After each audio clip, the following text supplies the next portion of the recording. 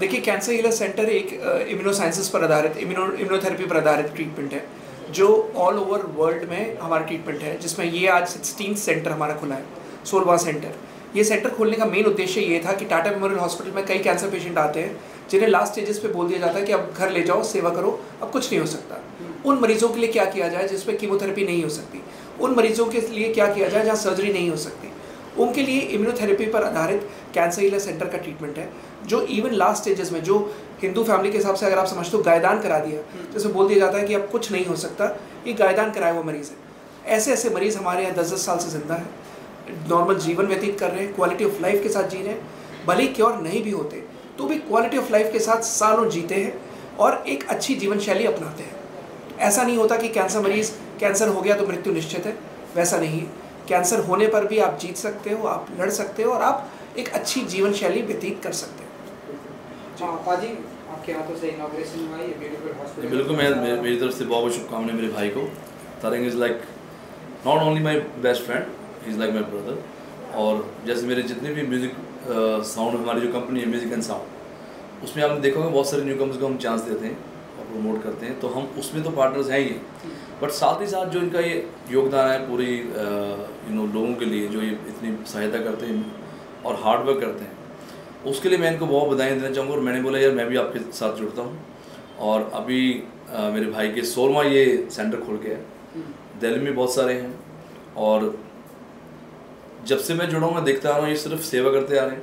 और जहाँ लोग अपनी हार मान लेते हैं कि हमने जीना नहीं है या हम जीने के लायक नहीं बचे, वहाँ लोग इनको कॉल करते हैं और ये उनकी सहायता करते हैं, which is a good cause. So मैं मेरे भाई को बहुत बहुत शुभकामनाएं देना चाहूँगा। और मैं तो चाहता हूँ और आप पूरे हिंदुस्तान में कम से कम 100-200 आप ऐसे कैंसर हीलर सेंटर खोलें जिसमें लोग अपने आप को एक मजबूत इंसान समझें, ना कि वो अपनी हार मान जाए। Thank you. Madam, you like to add something कि थोड़ा सा माइक के पास? जी, आप थोड़ा सो जैसे डॉक्टर तारंग एंड मीका पाजी ने बताया कि दैट हमारा उद्देश्य is to treat cancer patient, और जब उनको कोई रास्ते नहीं मिलते, दैट्स वेयर वहाँ हम पिक्चर में आते हैं।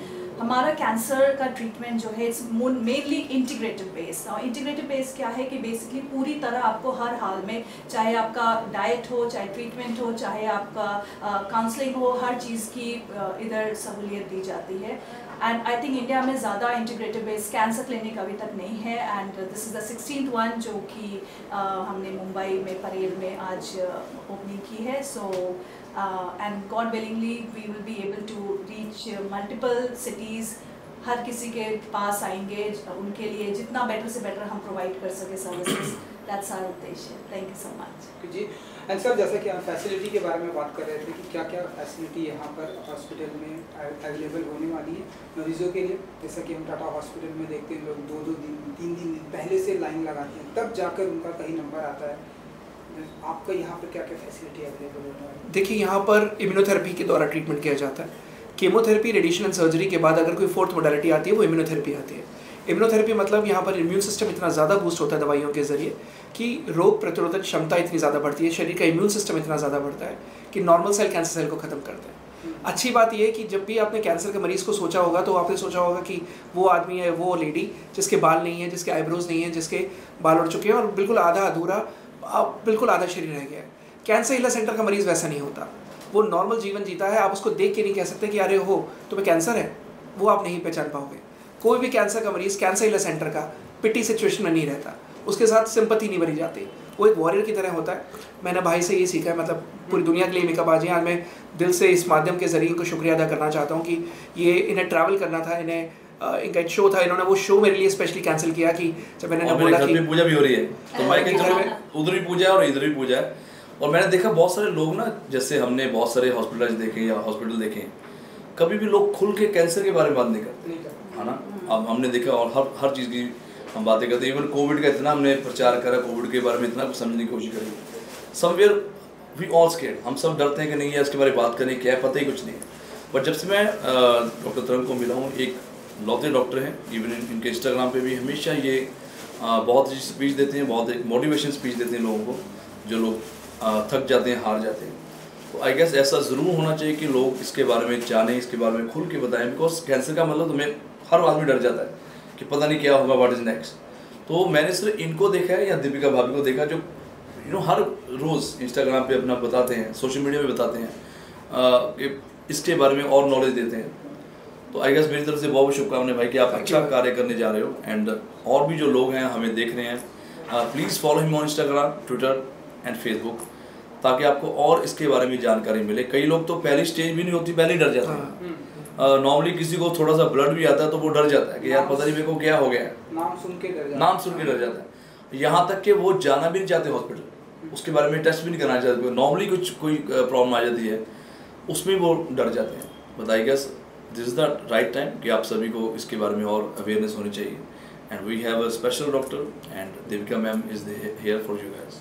चलिए पाजी, दीपिका जी को एंड सर को कुछ पेश करना चाहेंगे इस ब्यूटीफुल हॉस्पिटल के लिए? बिल्कुल, मैं बहुत शुभकामनाएं दूंगा मेरे भाई को और भाभी को कि आप बहुत अच्छा कार्य कर रहे हैं। एंड एक ऐसी सहायता है जो सारी उम्र इंसान याद रखता है, स्पेशली उनके बच्चे, पेरेंट्स, जिनके जो भी एक मरीज जूझ रहा होता है वो ही जान सकता है उसकी पीड़िता को।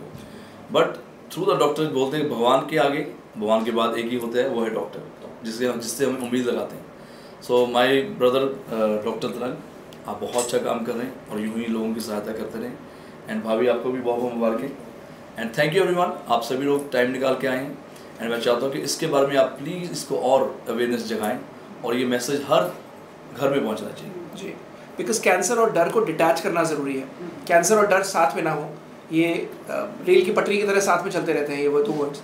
ये बताना ज़रूरी है कि कैंसर मतलब डर नहीं है, और अलग करना ज़रूरी है। और आज इस माध्यम के ज़रिए मैं फिर से बीका बाजी को थैंक यू कहना चाहूँगा कि उन्होंने अपना कीमती समय निकाला। And he is always as a brother supporting me, always as a brother. And I think जैसे म्यूजिक एंड साउंड में हम लोग साथ हैं और नए इतने एक्टर्स को चांस दे रहे हैं, आई वुड रिक्वेस्ट कि इसी तरीके से उनके ब्लेसिंग्स हमारे ऊपर रहें और हम ऐसे ही सेटर्स दोनों बहुत ही डाउन टू अर्थ है। मैं बताना चाहूँगा, मैंने बहुत सारा इनके अच्छे अच्छे काम करते देखे हैं। बहुत सारे ऐसे अंडर प्रिविलेज बच्चे हैं जिनको ये सपोर्ट करते हैं विदाउट एनी कोई ऐसा शोर भी नहीं जाते, बताते भी नहीं है।